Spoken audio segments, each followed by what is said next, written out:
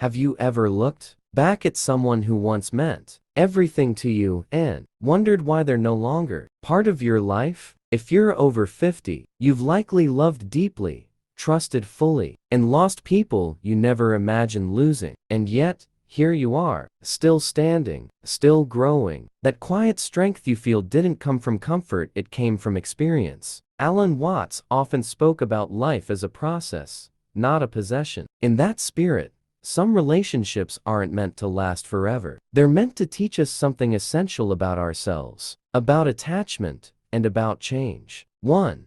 Some relationships are mirrors, not anchors. Psychology shows that many people enter our lives to reflect parts of ourselves we haven't yet understood. Certain relationships highlight our boundaries, our needs, or our patterns. When those lessons are learned, the relationship often naturally changes or ends. This isn't failure, it's development. Watts reminded us that trying to hold on to what has served its purpose only creates suffering. 2. Loss doesn't always mean damage, sometimes it means clarity. Neuroscience tells us the brain rewires through emotionally significant experiences. Difficult endings often sharpen self-awareness and emotional resilience, especially later in life. Seniors who reframe loss as learning tend to experience greater peace and lower long-term stress. Letting go of someone who no longer aligns with who you've become can be an act of wisdom, not weakness. 3.